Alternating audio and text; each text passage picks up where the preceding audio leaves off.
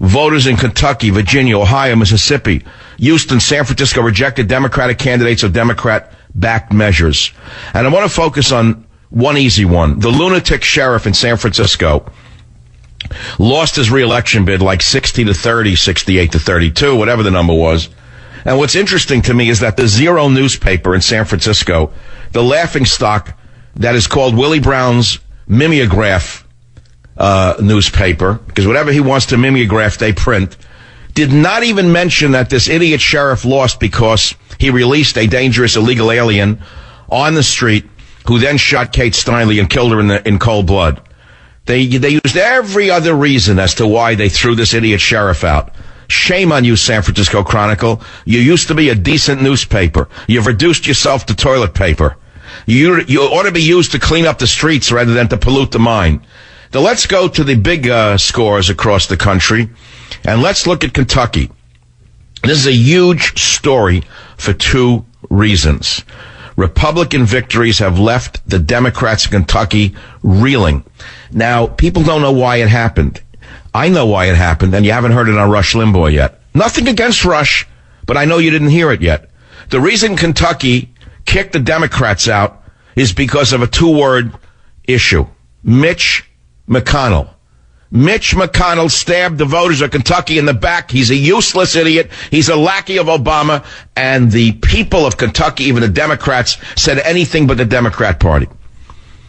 Disaster for them on Tuesday. Disaster. They lost 4 of the 5 statewide constitutional offices they held coming into the election, including the governor's office for only the second time since 1971. Now, that is because Mitch McConnell is a backstabbing SOB, and so people went to the polls who are normally Democrats in Kentucky, and they said anyone but a Democrat. But there's a real beautiful story in here, and that is not only Bevin as the new governor, who is a neophyte. He was a long shot to win, and he's the state's first governor from Louisville in a century. But the real story is his running mate, Lieutenant Governor-elect Janine Hampton. She is the first black person to ever hold statewide office in Kentucky's 223-year history. Did you hear that story? It didn't make it to your local newspaper. Oh, yeah, she's a Republican, by the way.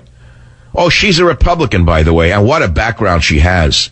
If you look into her background, you'll be very proud to see she served years in the Air Force. She is a Christian. She is a very strong conservative. And more than that, she is a good woman and a smart woman. So big Republican victories in Kentucky.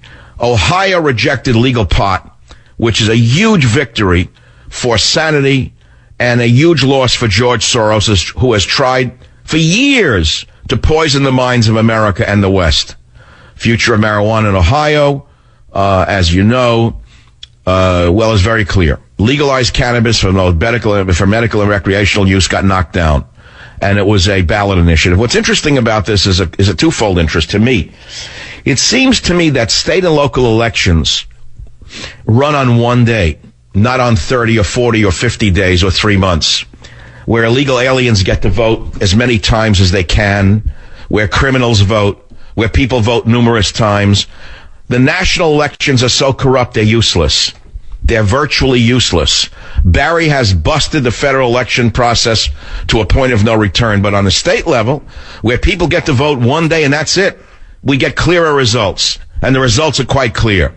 And that is that the Democrats are going to be thrown out in 2016. It's as clear as a bell, unless you don't vote, or unless they steal the election again by having it counted by one of the machines in, I think it was Spain.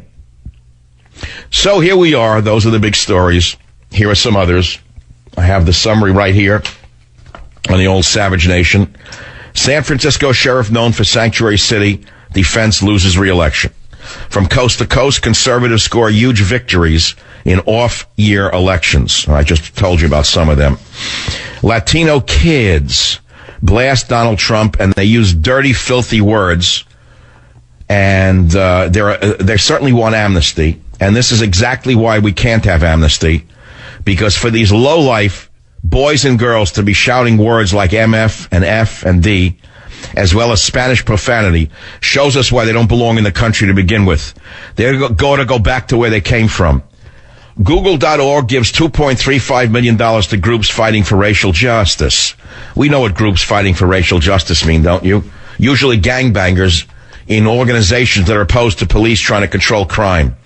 But that didn't stop Google.org from paying them off, so they don't start asking about why doesn't Google pay their fair share of taxes instead of using the triple Irish and the triple Dutch methodology to avoid paying their fair share of taxes. It's the oldest game in the world, which is these liberal organizations like Google, Microsoft fund these radical left-wing groups, street radicals like this, in order to keep them from asking, hey, wait a minute, do you pay your fair share of taxes? The answer is no, they do not. In Afghanistan, imams are risking their lives to preach birth control in mosques. I didn't know they taught birth control in mosques. That's very interesting. I had no idea. Birth control in mosques. Well, I guess that's one of the reasons men have lost their legs in their lives, is so that we can teach birth control in mosques in Afghanistan. That's a good use of American troops to encourage this kind of thing in Afghanistan. Gay marriage has opened Pandora's box. Couple seeks right to marry. They hitch their legally father and son. That shouldn't stop them. Sexual abuse of boys. Afghanistan. Sexual abuse of boys has been resurrected after the United States toppled the Taliban. Did you know that? It's a common practice in Afghanistan for men to rape young boys. But strangely enough, raping young boys by grown men was punishable by death under Taliban rule. But after the terrorist group was overthrown by the U.S.-led invasion, the powerful, loser, degenerate perverts in Afghanistan are now raping boys again. And when our troops punched one of them in the mouth, he was thrown out of the military under Barry from Honolulu. Next story from Breitbart. Michelle Obama urges women to join the workforce instead of staying at home. That's interesting. She went to Qatar. I still can't pronounce that country. It's Qatar, it's Qatar, it's Qatar, it's Qatar.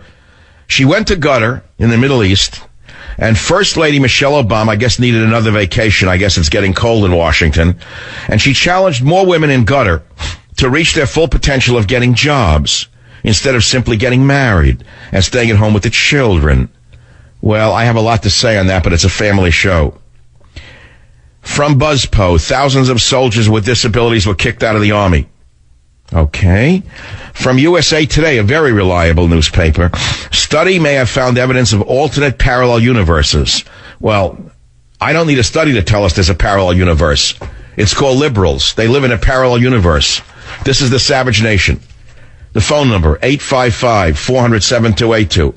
Join the Savage Nation. Call now, 855-400-SAVAGE, 855-400-7282. Savage. My Savage Nation is sponsored by SwissAmerica.com, the only company I trust to protect my wealth with gold and silver. Call 800-BUICOI. We have only 2 minutes left. We have one caller right now who's speculating on who shot down that Russian airliner. I reject categorically the lie coming out of CNN via the Defense Department because of the way it's couched. Bert on KKAT in Utah, what's your opinion? What happened to that Russian jetliner? Hey, Michael, how you doing? You know, it's already been established that it was an outside influence. I mean, it's an absolute fabrication that it was anything from the inside. But what the gentleman that called earlier was talking about the British missile, that's a Mach 4 missile. And based on, I had a high level of clearance at the DoD years ago, and based on what I have seen in the past, I'm speculating that it was either an American force or an American ally force that wanted to make a statement against Putin. Putin has embarrassed this administration so badly, and he is such a chicken excrement, Obama would not do it face to face. If that British missile, it's a Mach 4 missile, could easily be fired out of Saudi Arabia to take down that jet, and I could totally... So you concur... Wait, I don't know who did it, but I concur that it's a propaganda. In either case, whether we actively did this or not, this is propaganda being put out by Obama to embarrass Putin. I think we can agree on that, correct? Absolutely. It was not... Yeah, because Obama is such a weak individual internally and externally that he would do anything to embarrass Putin. Now, I didn't say he he would order that the plane be shot down. But he's putting out the lie that it was a bomb in the luggage in order to make Putin look less manly. I'm sending you a copy of Government Zero, my friends. Thank you for making it number 3, New York Times bestseller list. That's a huge victory, given that I am blacklisted by Fox News and every other outlet in America. Please go out and buy another book for a friend to keep sending the message that we've got to take our government back. Thank you, and good night.